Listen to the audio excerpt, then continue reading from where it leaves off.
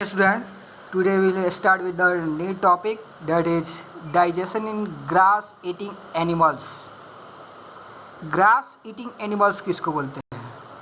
तो काऊ, buffalo, horse, S, इसी को हम लोग क्या बोलते हैं? ग्रास ईटिंग एनिमल्स कहते हैं, यानी कि घास खाने वाले जंतु। इसको प्लांट ईटिंग एनिमल्स भी बोल सकते हैं। ग्रास ईटिंग एनिमल्स या प्लांट ईटिंग एनिमल्स में डाइजेशन कैसे होता है इसके बारे में हम लोग जानेंगे, ठीक है। तो जितने भी ग्रास ईटिंग एनिमल्स होते हैं या प्लांट ईटिंग एनिमल्स होते हैं उनमें डाइजेशन जो है 2 स्टेप में होता है, ठीक है।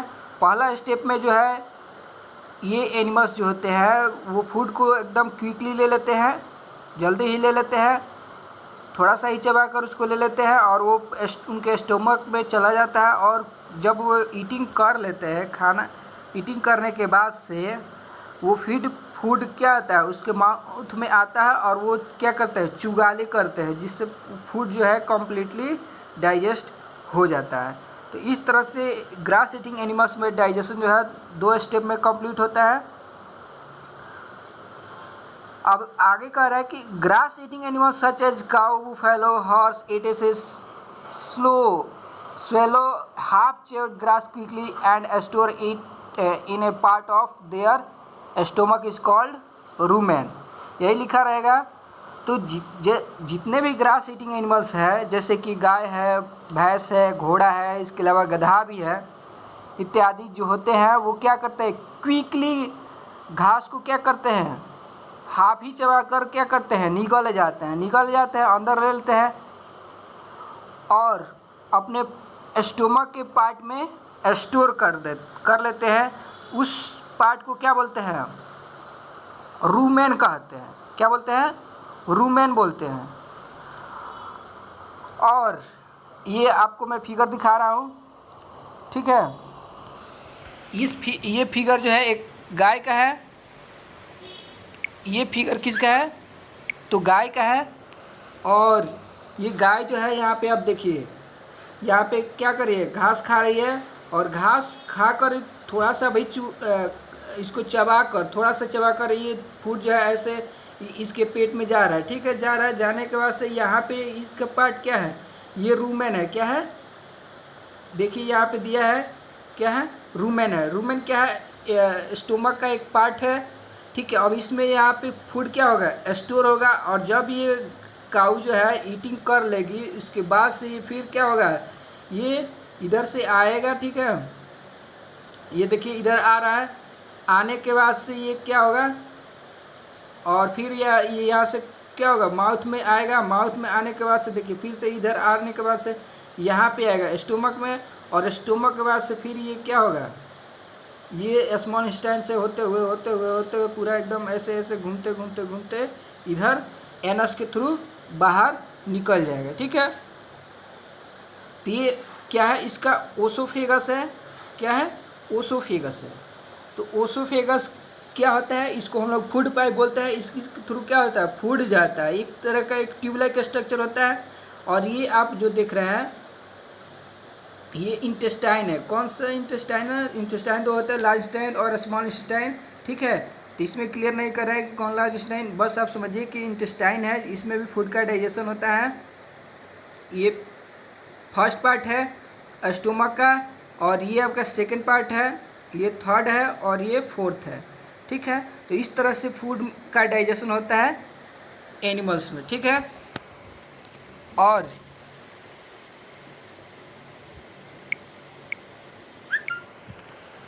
आगे कह रहा है कि here the food get partially digested. अब यहाँ पे जो रूमेन होता है वहाँ पे क्या होता है? फूड पार्सली डाइजेस्ट होता है, कम्प्लीटली नहीं, पार्सली डाइजेस्ट होता है। थोड़ा बहुत डाइजेस्ट होता है। और partially digested food is called cud. अब ये पार्सली डाइजेस्टेड फूड को क्या बोलते हैं? कॉड बोलते हैं, ठीक है। When the animals are not eating, the cod return their mouth in a small loops and eat chewed। वही बात जो मैं आपको बताया हूँ कि जब एनिमल्स जो होते हैं, कौन से animals? Grass eating animals eating नहीं करते हैं, तो ये जो चे फूड होता है वो क्या होता है, उनके माउथ में फिर से रिटर्न आ जाता है और वे क्या करने लगते हैं, जिसको हम लोग क्या बोलते हैं, कौहरी, ठीक है, यानी कि चुगली करने लगते हैं, चिबाते हैं ऐसे, ठीक है। अब आगे कह रहा है कि this process is called rumination, और इसी प्रक्रिया क्या बोलते हैं, रूमिनेशन बोलते हैं। क्या बोलते हैं, रूमिनेशन। आगे कह रहा है कि these animals are called ruminant, और ये एनिमल को क्या बोलते हैं, रूमिनेंट बोलते हैं। जो भी एनिमल्स रूमिनेशन प्रोसेस करते हैं वैसे एनिमल्स को क्या बोलते हैं, रूमिनेंट बोलते हैं, ठीक है। अब डाइजेशन ऑफ सेलुलोज, सेलुलोज का डाइजेशन हम लोग को करना है। तो ये डाइजेशन ऑफ सेलुलोज जो है, सेलुलोज क्या है, एक तरह का सेक्राइड है। सेक्राइड का मतलब कार्बोहाइड्रेट है। तो यह वैसा कार्बोहाइड्रेट है जिसको हम लोग डाइजेस्ट नहीं कर सकते। और ये जो सेलुलोज है, ये सेलुलोज क्या है, एक तरह का कार्बोहाइड्रेट है। और ये सेलुलोज प्लांट के छिलके, लीफ में या ग्रास में पाया जाता है, ठीक है। अब हम लोग क्यों डाइजेस्ट नहीं कर पाते हैं, पहला कर रहे हैं कि हमारे स्टमक में वो रूमेन नहीं होता है जो इस सेलुलोज का डाइजेशन करता है, ठीक है। तो वही कह रहा है कि grass is rich in cellulose, जितने भी घास होते हैं उसमें सेलुलोज बहुत ही ज़्यादा होता है और सेलुलोज को हम डाइजेस्ट नहीं कर पाते हैं। Most animals and human being can not digest cellulose, वही बात, जितने भी अधिकांश एनिमल्स और मानव प्राणी जो है इस सेलुलोज का डाइजेशन नहीं कर पाते हैं। क्यों नहीं कर पाते हैं, आगे हम देखते हैं। देखिए क्यों नहीं। पहला कर रहा है कि हमारे स्टमक में रूमेन नहीं होता है, इसके कारण हम लोग सेलुलोज का डाइजेशन नहीं कर पाते हैं, ठीक है। आगे कर रहा है कि plant food in rich in cellulose, plant food में क्या होता है, सेलुलोज ज़्यादा होता है और cellulose digesting bacteria are present in caecum, और जो भी सेलुलोज डाइजेस्टिंग बैक्टीरिया होता है वो केकम में प्रेजेंट होता है। और ये कह रहा है कि this bacteria is not present in human, यही बैक्टीरिया जो है हमारे पेट में नहीं प्रेजेंट होता है, जिसके कारण हम सेलुलोज का डाइजेशन नहीं कर पाते हैं, ठीक है। ये कारण हो गया। दूसरा कारण हमारे पेट में रूमेन नहीं होता है। तो दो कारण से सेलुलोज हम डाइजेस्ट नहीं कर पाते हैं। आगे कह रहा है कि it is due to this that humans are unable digest grass और सेलुलोज, यही कारण है कि हम लोग ग्रास या सेलुलोज का डाइजेशन नहीं कर पाते हैं, ठीक है। आगे आगे हम लोग को पढ़ना feeding and digestion in amoeba, यानी कि अब अमीबा में जो है डाइजेशन कैसे होता है, वो कैसे वो फीडिंग करता है, कैसे खाता है, ठीक है। तो यहाँ पे हम आपको बता देते हैं। कह रहा है कि ये अमीबा जो है क्या है, amoeba is a unicellular organism found in pond water. Amoeba क्या है, एक तरह का एक कोशिकीय जीव है जो पॉन्ड वाटर में पाया जाता है। एक यूनिसेलुलर का मतलब हुआ कि वैसा जीव जिनका शरीर एक कोशिका से मिलकर बना होता है, तो उसको यूनिसेलुलर ऑर्गेनिज्म कहते हैं। यानी कि जो भी प्रोसेस करना होगा, जो भी एक्टिविटी करना होगा, ये एक ही कोशिका से करेंगे, ठीक है। आगे करें कि amoeba has a cell membrane around dense nucleus and many small vehicles in its cytoplasm, यानी कि अमीबा के पास जो साइटोप्लाज्म होते हैं, ठीक है, उसमें क्या होता है, एक राउंड डेंस न्यूक्लियस होता है और बहुत सारे वेहिकल्स होते हैं। It has projection on its body, और इसके बॉडी पर क्या होता है, एक प्रोजेक्शन होता है जिसको क्या बोलते हैं, सीडोपोडिया बोलते हैं, ठीक है। अभी फिगर से और क्लियर हम कर देते हैं। जैसे ये क्या है, तो आपका ये अमीबा है, ये अमीबा है, क्या है, तो अमीबा है, ये अमीबा है। चलिए, ये अमीबा है, तो ये अमीबा का क्या है, न्यूक्लियस है, क्या है, यही क्या है, न्यूक्लियस है, ये न्यूक्लियस है। तो रहा बात, ये क्या है, ये जो है इसका क्या है, तो सूडोपोडिया है, इसी को क्या बोलते हैं, सूडोपोडिया बोलते हैं, यानी कि कुटपाद बोलते हैं। और इसी सूडोपोडिया के थ्रू ये अमीबा क्या करता है, जितने भी टिनी पार्टिकल्स होते हैं उसको अपने अंदर लेता है। ये इसका क्या है, फॉल्स फीड है, किसका, अमीबा का। इसको फॉल्स फीड बोलते हैं और इसी फॉल्स फीड को क्या बोलते हैं, सूडोपोडिया बोलते हैं।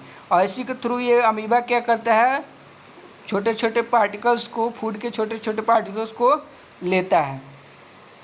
ठीक है, अब देखिए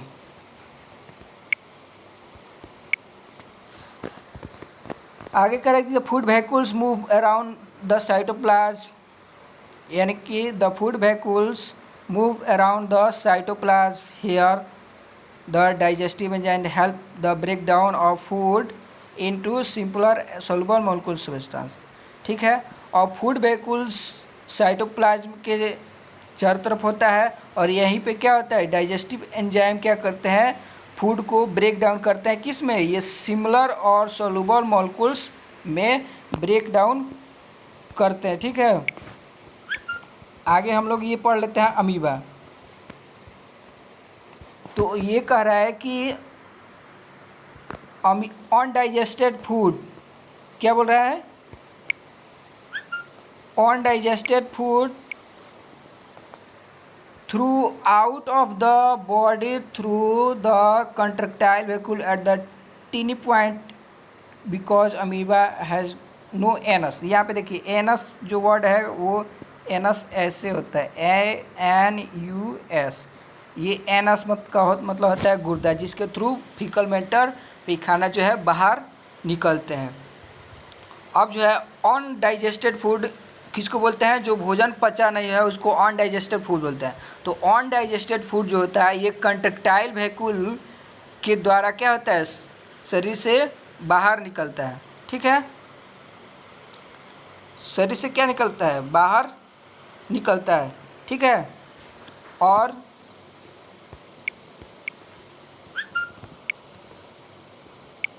ये अमीबा है, आप देख रहे हैं कि अमीबा में ये क्या है, पेरेंट सेल है और ये न्यूक्लियस डिवाइड कर रहा है। सबसे पहले अमीबा में क्या होता है, न्यूक्लियस डिवाइड करता है, न्यूक्लियस डिवाइड करने के बाद से क्या होता है, उसका साइटोप्लाज्म डिवाइड करता है। ठीक है, अब साइटोप्लाज्म किसको बोलते हैं, तो देखिए ये इसका क्या है, तो न्यूक्लियस है, ये इसको क्या बोलते हैं, न्यूक्लियस। ये न्यूक्लियस है, तो ये क्या है, ये इसका साइटोप्लाज्म है। क्या है, साइटोप्लाज्म है। तो सबसे पहले न्यूक्लियस में डिवीजन होता है, न्यूक्लियस में डिवीजन होने के बाद से साइटोप्लाज्म में डिवीजन होता है और साइटोप्लाज्म में डिवीजन हो जाता है तो दो डॉटर सेल बनते हैं। तो ये तो दिखा रहा है क्या, सेल डिवीजन कैसे हो रहा है। ठीक है, और ये जो है इसका क्या है, तो सीडोपोडिया है, इसी को क्या बोलते हैं, सीडोपोडिया बोलते हैं। इसके थ्रू ये क्या करता है, फूड को अपने अंदर लेता है। ठीक है, तो इस तरह से अमीबा में डाइजेशन होता है। तो ये चैप्टर समाप्त हुआ। Thanks for watching.